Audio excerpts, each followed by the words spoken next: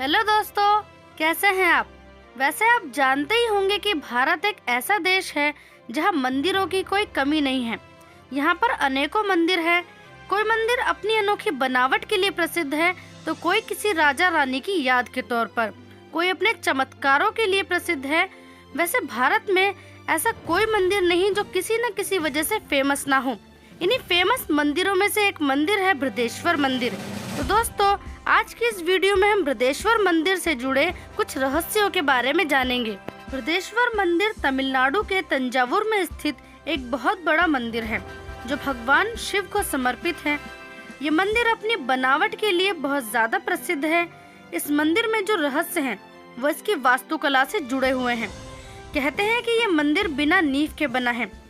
आज के वक्त में अगर आप देखें तो चाहे वो घर हो, बड़ी बड़ी बिल्डिंगें हो, पुल हो या कोई भी इमारत हो, वे नींव खोदकर ही बनाई जाती हैं।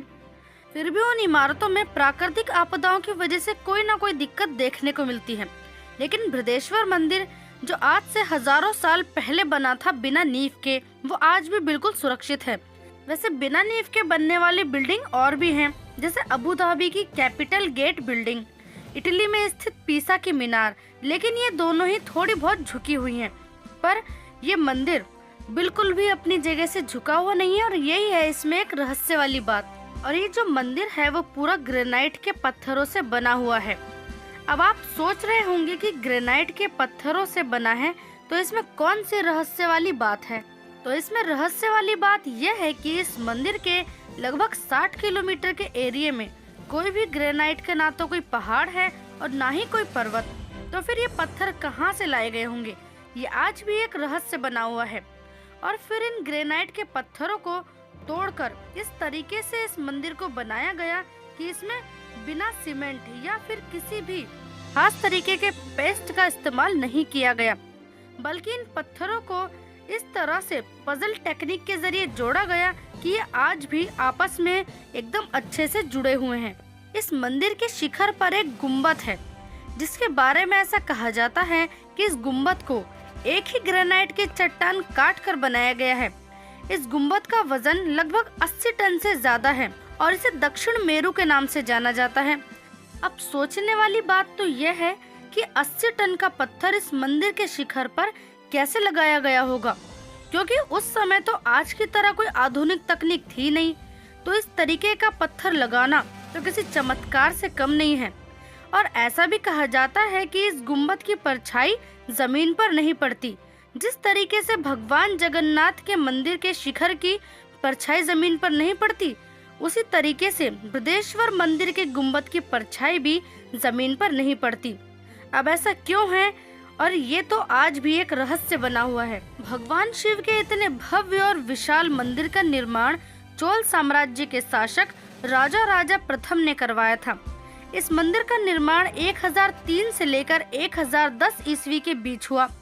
इस मंदिर को बनाने में करीब 1,30,000 टन ग्रेनाइट के पत्थरों का इस्तेमाल किया गया था।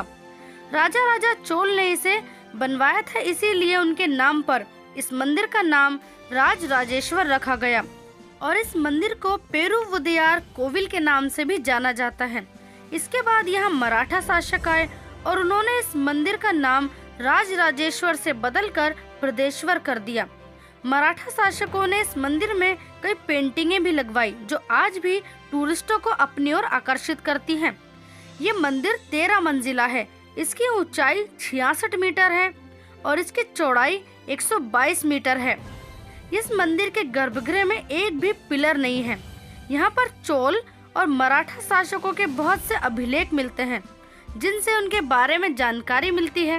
इसके अलावा इस पूरे मंदिर पर हिंदू देवी देवताओं की मूर्तियां बनी हुई है जो इस मंदिर को और भी खास बनाती हैं। और यहीं पर भगवान शिव की नटराजन की मूर्ति भी पाई गई थी।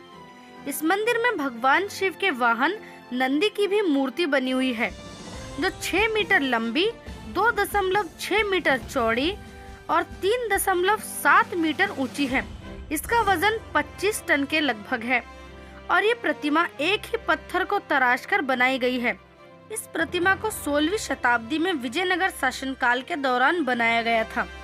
जहां नंदी जी की मूर्ति बनी हुई है उस जगह को नंदी मंडप के नाम से जाना जाता है। बृहदेश्वर मंदिर भारत का सबसे बड़ा और सबसे ऊंचा मंदिर है। इस मंदिर की इन्हीं खासियतों को देखते हुए इसे 1987 में यूनेस्को विश्व धरोहर स्थलों में शामिल किया गया और अब यही इसकी रखरखाव करती है। तो दोस्तों आज के लिए इतना ही। अब मिलेंगे अगली वीडियो में और ऐसी वीडियो देखने के लिए हमारे चैनल को लाइक, शेयर और सब्सक्राइब करें और तब तक के लिए पढ़ते रहिए, खुश रहिए।